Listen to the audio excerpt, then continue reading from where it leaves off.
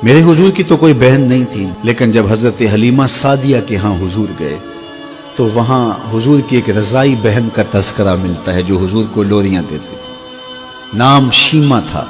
तो शाम के वक्त जब खवातीन खाना पकाने में मसरूफ होने लगती तो बहनें वीर उठा करके बाहर ले जाती। हर बहन का ख्याल ये होता कि मेरे वीर से सोना जमाने में कोई नहीं।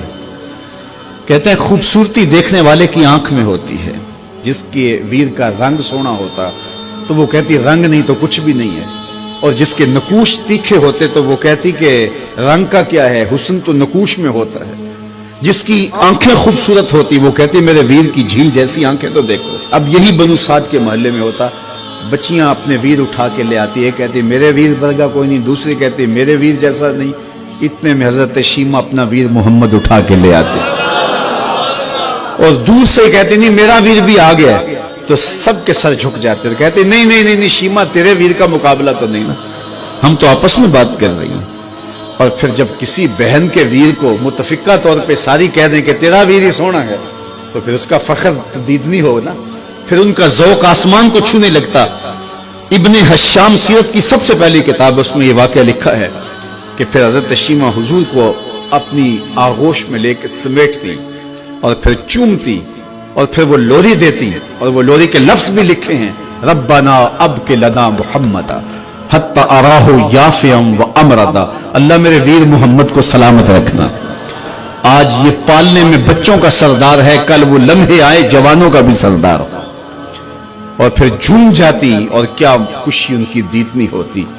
और फिर वो मंजर भी आया कि हुजूर अलैहिस्सलातु वस्सलाम मक्के चले गए और ये जवान हुई और फिर उनकी शादी किसी कबीले में हो गई।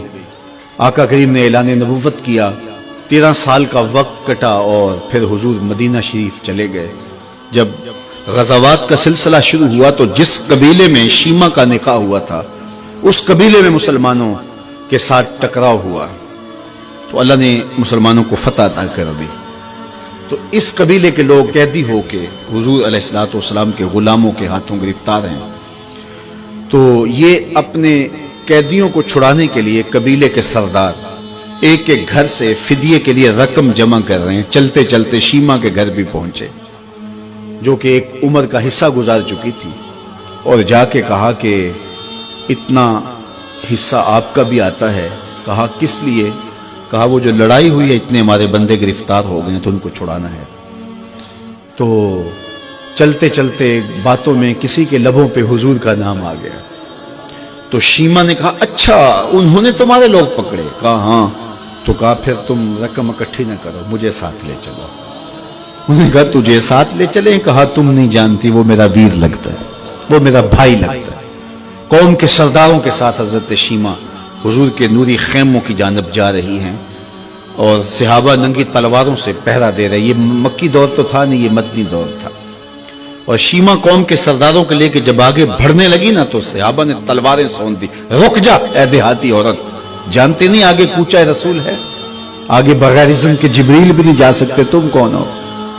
तो शीमा ने जो लफ्ज कहे वो लफ्ज नहीं है। उसने कहा खल्लू सबीली वालमू अना उख्त नबीयकुम, मेरी राहें छोड़ दो, तुम जानते नहीं मैं तुम्हारे नबी की बाजी लगती हूं।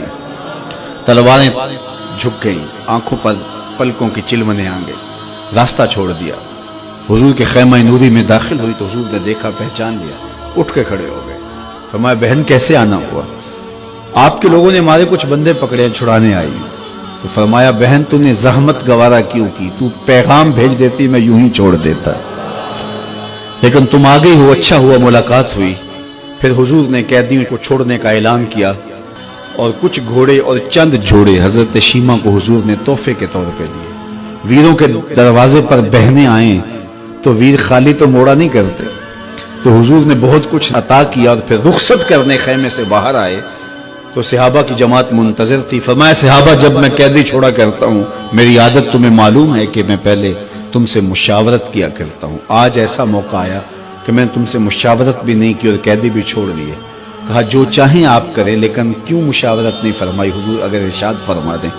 तो फरमा इसलिए कि मेरे दरवाजे पे मेरी बहन आ गई थी। कोई लाओ तो सही जमाने में ऐसा, कोई लाओ तो सही जमाने में یہ جمال اور یہ حسن اور یہ کمال رکھنے والا، تو پھر کیوں نہ ہم اپنی ساری زندگی اس آقا کے نام لگاتے ہیں۔